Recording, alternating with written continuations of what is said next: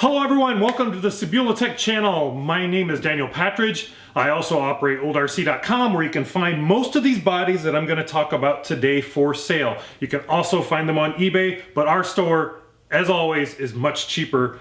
Go get them there. Now, we've got all stock car bodies today. You probably saw a recent video, if you're a follower of the channel, where we did some stock car and some touring car. Today is just all stock car. So none of these have any window masks with them. We're just getting them run for the first time in many decades on some of them and getting them out the door to people who are interested in them. We had a couple of them, I believe it's these two over here, that we did a quick vote on Facebook. Follow us on Facebook if you like, though we kind of put stuff on Facebook, but I really don't like Facebook a whole lot. And yeah, we did a quick vote on this. Not a whole lot of interest in these. We had 4 choices, and to be honest, I don't blame anybody. I'm not a huge fan of the stock car style bodies and everything, but we're at that stage now in all the original BoLink tooling that we acquired that's primarily what's left, and we want to run them at least once and have them available to people that want it. So let's start over here. We've got the narrow.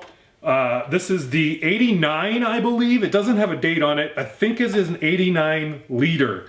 We've already done the wide version of this, and this has a molded in net, has hood pins back here, a spoiler, a fuel filler molded into it. It is the narrow, which is then around 200 millimeters, so you could run this on gas touring car if you like. Probably some other stuff if you're flexible. It doesn't have none of these have real molded in wheel well sort of areas, so they're very flexible on what you want to run them on. You have a little freedom in chassis placement. On this one, this is a narrow one as well. This is, I believe, a Bull. Yes, 98 Bull.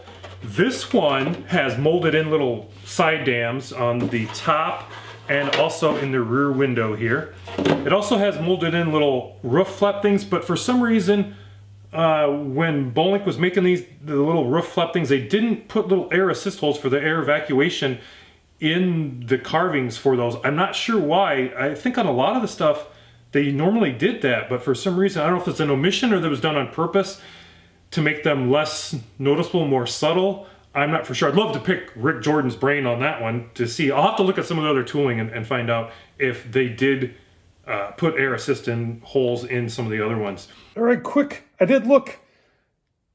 Look, air assist holes. No air assist holes. Why, Rick? Why would you do this? No, that's probably, this was an earlier mold. It looks like,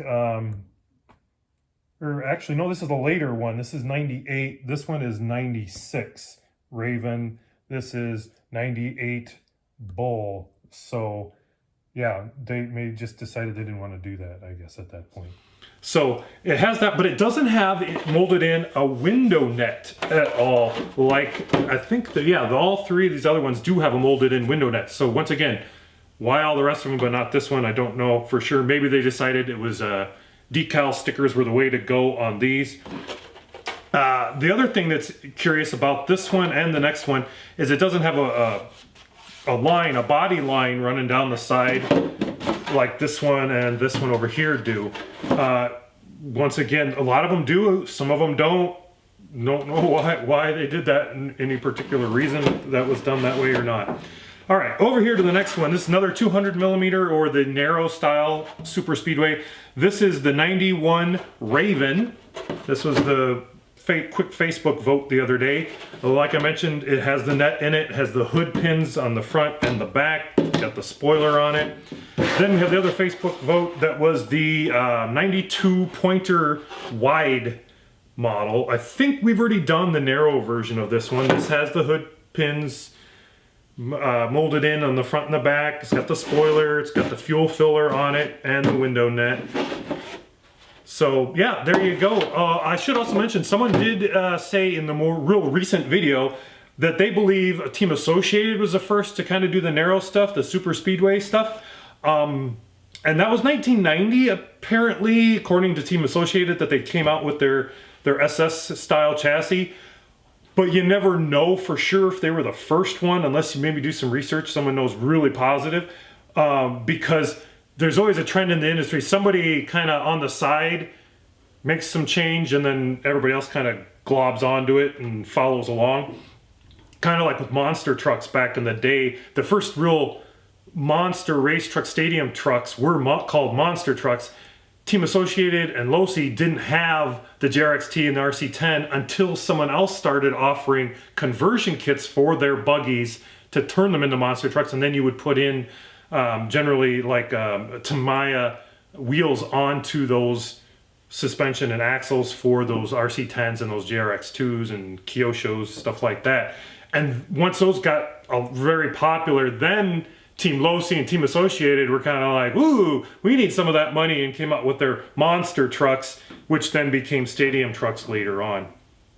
So like I said, I don't know for sure if Team Associated really is the one who really started it. It could have been somebody who offered some sort of conversion thing for that, for the RC10L at some point, or equivalent chassis that was available for like BoLink or whatever back then.